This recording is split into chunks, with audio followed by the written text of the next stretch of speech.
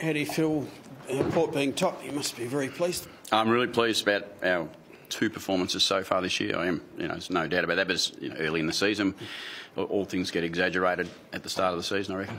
Everyone will be asking the question, which has been asked many times, but what has turned this around, compared with last year? Still really good footy club.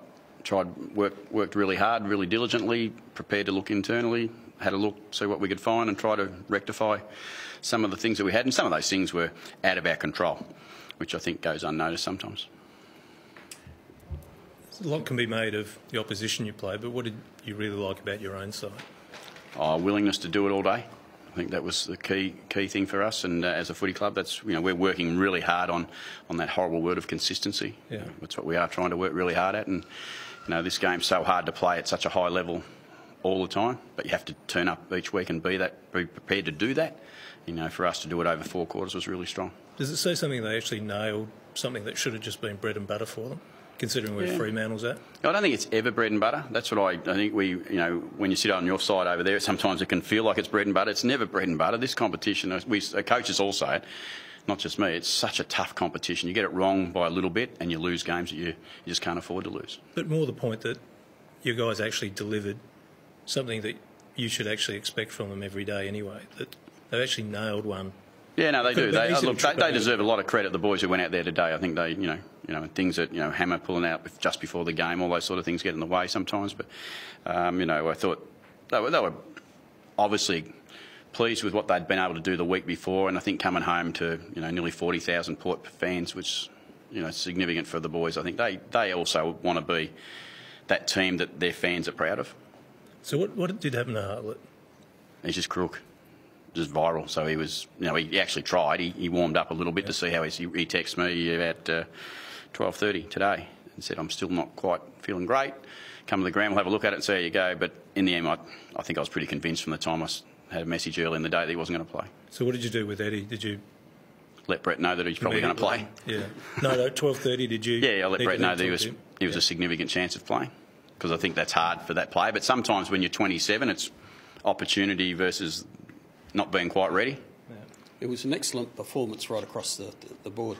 But Charlie Dixon's game, how would you rate that? Would you say is perhaps his best for the club? No, he was a strong performer, but there was a strong performance by a team out there today, and that's what happens. You get individual performance based off the back of strong team performance, and Charlie, Robbie, whoever kicked those goals today, I don't even know who kicked them, but they get the reward of the team performance, and they'll be the first to acknowledge that. And Charlie would say, I might have played some strong footy, but I only played that because of the team. Is that sort of that cohesion between, Charlie and Robbie and the rest of the forward line? Is that getting better during Charlie's second season now? Is he getting more used to playing with these other guys? Yeah, well, I think it's a long way to go still, because Robbie Gray spent significant time there today, and Chad Wingard has spent significant time there with Robbie Gray and Charlie Dixon and Aaron Young, and Jarman Impey was back in today. So there's, Sam Gray's been doing an outstanding job of what he's been asked to do in the team. So I think the forward line group is quite young, are working hard to get it together. Robbie, 30 touches, 6 goals, not bad for a guy who's been carrying a bit of a groin injury during the pre-season. Yeah, no, he was all right, wasn't he? Did you have to say much to him during the week after you had a pretty quiet game against the Swans? Yeah, I said, mate, kick 2 before you go on ball, will you? And that's what he did. Kim, what about Pollock? You didn't use him at the end. What happened to him? No, he's fine. He had a pretty big game and a pretty strong game, and we're just mindful of Jared, as we always are with blokes with that type of history, but he should be fine. Did he suggest that he wanted to come off because he seemed to be pointing to his foot again, or? Yeah, no, he was saying that he was feeling a bit sore, but not in any way something that you'd worry about, but that's why we were always mindful. How's Jasper Pittard? Is he a chance to come back next week for the showdown? Yeah, I'd say we expect Jasper to play next week. Must give you a bit of a headache with selection then, given most of your defenders have been playing pretty well? Yeah, it does. Good players always seem to find a way to get in the team usually, and that's we've got Hamish too. He'll be fine. There's nothing wrong with Hamish, so that creates some pressure, which is good, and that obviously creates performance. What do you top of the table showdown, which is first after 20 years? What do you make of it? It's what it's going to tell you about Port Adelaide. Careful how I answer this, Rooch, because I don't want to be disrespectful, but I do want to enjoy today, and I want to leave the showdown alone until that time comes. But how much are you looking forward to it anyway? I'm not. I'm enjoying tonight. That's what I'm doing. I really am enjoying tonight. You know, it's been a pretty brutal off-season, I would say, at times. So if you don't enjoy what you're supposed to, footy's too hard. Just on Robbie Gray, would you hope to be able to play him deeper more like you did today? Is it? Yeah, we do. I mean, I get asked that question a bit about Robbie, Chad, all those blokes, Paddy even, who can go forward and be dangerous.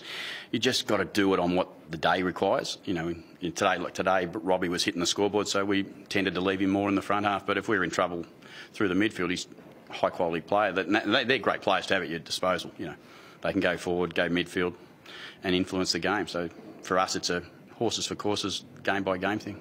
Did you understand what happened with Trengove and Ryder out the front here? That free kick that went I did. Paddy went up and he shouldn't have. Paddy took the racket out and he shouldn't have.